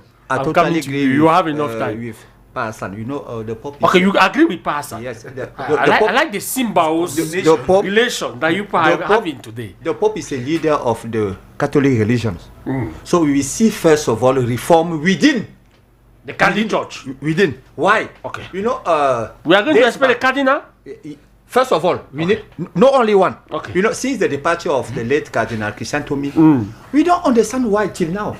You don't have not only one. You know, countries who are less, how can I say, less populated. Less populated than us. They have 2 or 3 or 4 cardinals. We have 4 very good profilio. Yes. 4. So we are going to see a lot of reforms within, and then the most important is there is a kind of quilombo within. Okay. Why I'm trying to say? So the special statues they gave to the Anglophones will be scrapped off. Another reforms will be coming. I'm talking about the church, Abel. I'm talking about the church first of all. Okay. You know, and the Arch can say it very brilliantly. Here, even us, the bishop, we don't agree. There's a kind of disorder. This one is talking. The man who is saying it. The man who has the capacity to talk about the church here is Ashikea. He's the president of the Episcopal Conference. Yes. He's the only one. And after him, you have the Nounce, the Apostolic Church. But every day, so the other bishops should not talk, even when things are. There is a discipline there. Okay. Hello. There is a discipline there. This is not a market there. Hello. Yes. Yes. It's me again. Go ahead, my brother. 30 seconds. Ashiao. Thank you, my brother. Cardinal told me before dying, he was on peace every day. Finally, the Pope has come, and the Pope, all where he went around is peace. And that we should stop corruption. They were asking, who are we to talk with? The government was asking when they called for the so-called dialogue. I'm sorry to say so. They say they don't know who to talk with. The Pope has come and make this clear for the government to know who to talk with. Okay. Who are those to talk with? The people that make the separatists to drop down their guns. They to investigate and know who are those people. And they will talk with those people. The seed of peace that has been planted in Bamenda has to grow. Because we are tired. Let that thing grow. No. We are tired. Don't be tired. Somebody once sang that when there is life, there is hope. Have you forgotten that song? Yes. Don't be tired. And we are hoping that thing should grow. Bye-bye. Bye. Don't be tired. Have hope. Hope is a virtue. Pastor, do not. Yes. Can I land? I will also talk you are still there? Yes, we are talking about the reform rapidly within the church. Rapidly. And also because Pastor also is on air. This form of killings of the Catholic leaders. Okay. First of all, we must put an end. No, killing of religious leaders, because it's not only the Catholics that have been killed. The Muslims, the Baptists, and all the likes. Yeah. I am focusing on the Catholic Church, and also the inquiries. Is it because you are a Catholic Christian? No, I'm not a Catholic, but how can I say, I have so many considerations concerning the performance of this church. Okay. They are the best in terms of the health. They are the best in terms of school. You are the one saying it, Mr. Fuller. But also, the older reform must be the northwest and the southwest. Our brothers are suffer a lot. Wonderful. We know other countries. We have the Pope is now in Angola. Yes. We have the same situation there in Cabinda, but they have solved it. The same situation in Senegal with Casamance, they have solved it. The same situation in Algeria with Kabylia, they have solved it. Why here in this country? That is the question. That's why I'm convinced. And who is refusing that they should not solve it? I am convinced that. Is it the tyrant that he mentioned? This time, after the visit of the Pope in Bamenda, you will see. You will see how the reform there in order to put an end to the sufferance of our brother. Are we still going to use the military method, the gold standard method? Okay. No, for those, first of all, to recognize the injustice, to recognize the mistake, and to be humble. To be humble, and now to tackle the problem one by one, to solve them. Our brothers there, they are no Cameroonian of the second generation. We are the Cameroonians of the it's first time now to take care and then to solve all the problem one by one. And I will end by this problem of the reform. The reform, even within the political party of the head of state, there are so many problems there. The Pope advice concerning the modernization of the country, more democracy, more freedom, and also he received a memorandum coming from the relative and the mother of they call it political prisoners. Okay. I don't know why they call themselves political prisoners, but the Pope Mr. Fuller, about how can I say the forgiveness. Okay. To forgive. Thank you very much. In order to appease. I have a message. I have a message here. Atmosphere here to appease, to forgive. Yes, I have a message here from you coming from Fabrice. He says that Mr. Ebe, what have you given to Mr. Fuller that he shows so much love for the Anglophones? Mr. Fuller, find one beer, drink for my bill. Ebe go pay you. The one that I own my cross. Don't go there. Don't go there. I always localize. Mr. I also have so many respect concerning our brother. Thank you. Thank you. From the now west and the south. Thank you. Do not forget that your people are even richer than this land. For your treasure lies in your values, faith, family, hospitality, and work.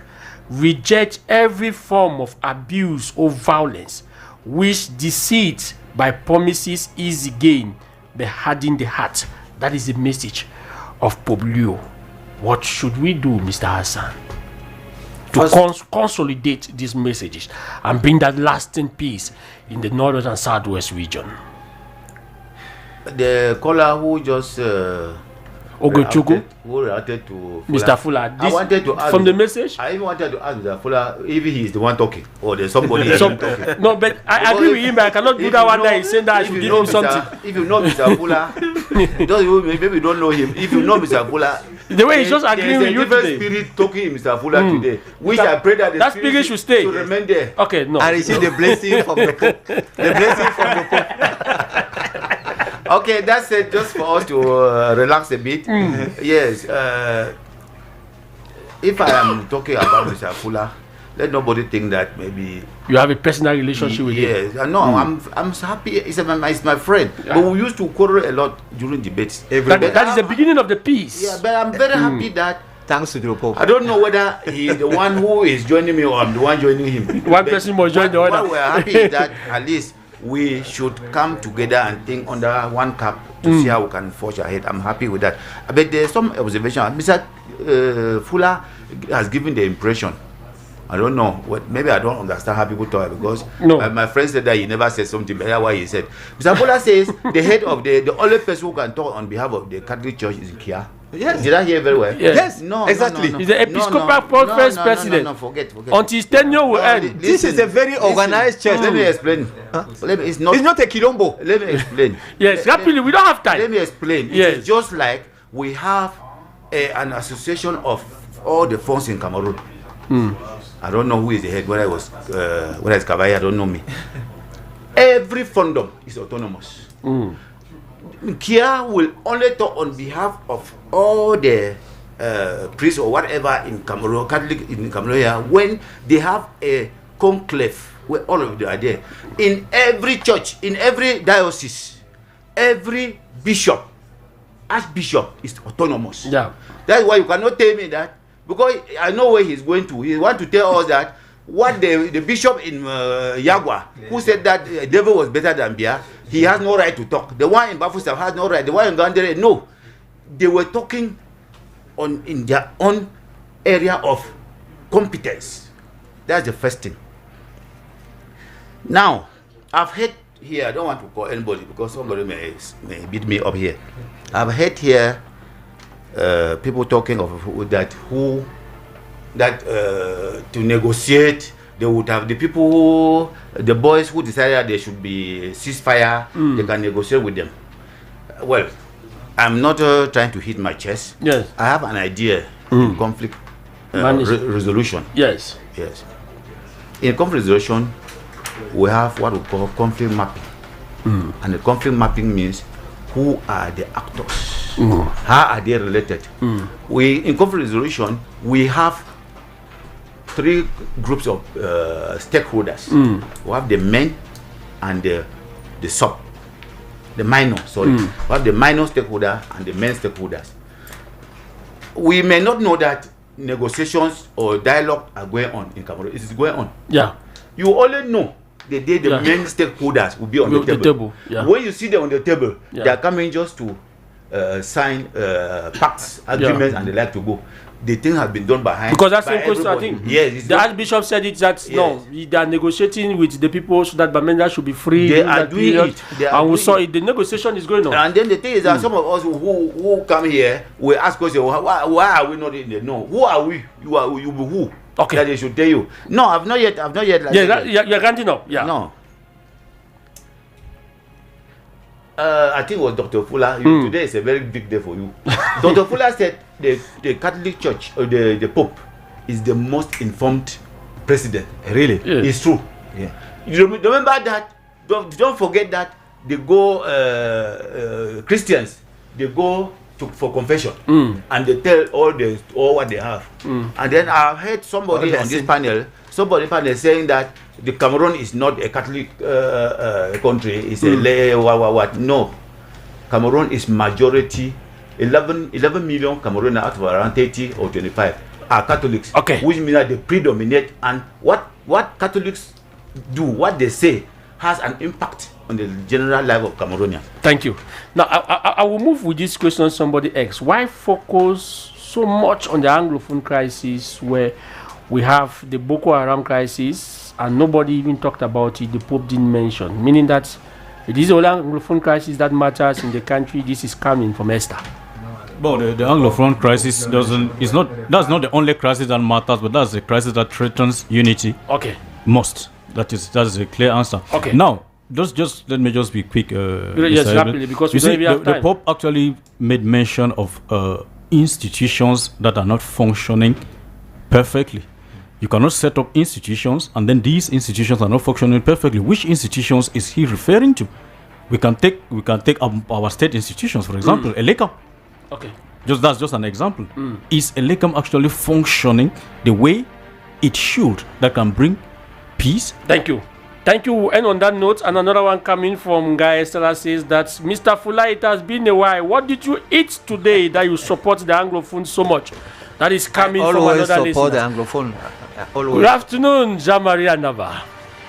Good afternoon, Ebel Bilas-Samari. Le pays est debout. Good afternoon to your guests and our listeners. Je crois que le pays est debout. On peut marcher partout à Yaoundé. Non, après la visite du pape, vraiment, même la pauvreté est partie. Ok. Nous sommes satisfaits. Le gens sourit. Non, nous n'avons aucun problème. Le pape est parti. Maintenant, est-ce qu'on peut capitaliser tout ce que le pape a dit dans ses sermons de Bamenda, parler de l'unité, base aérienne? C'est le plus important. Baromètre politique. Nous allons refaire la visite du pape. Politically, vous avez compris, parce que c'est baromètre politique. Nous ne sommes pas dans tout ce qui a été dit, le volet religieux et autres. Nous allons parler du dialogue et les perspectives de paix, dont les grandes leçons de la visite du pape et les perspectives de paix au Cameroun. Est-ce que le passage du pape va faire que la crise anglophone s'arrête? Est-ce que ça va faire que Chiroma revienne dès lundi? C'est ce que nous attendons certainement. Dès lundi, Chiroma va rentrer au pays. Est-ce que ça va faire qu'on ait le vice-président que l'on veut? Un vice-président qui fait l'unanimité. Vous comprenez que nous allons parler de la nouvelle constitution qui est devenue une loi fondamentale qui a été promulguée par le président de la République le 14 avril dernier.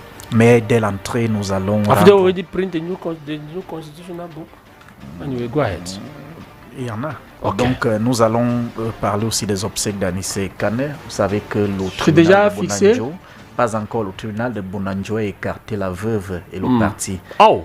Est-ce qu'il y aurait une main noire d'un foulard et ses amis derrière qui... Pourquoi tout le monde qui refuserait que le Manidem organise ses obsèques? Oh là là. En tout cas, on n'en parle pas. On va parler. On va mettre politique listener dans le mouvement. Stay tuned to Royal 88.4 FM. Stay blessed.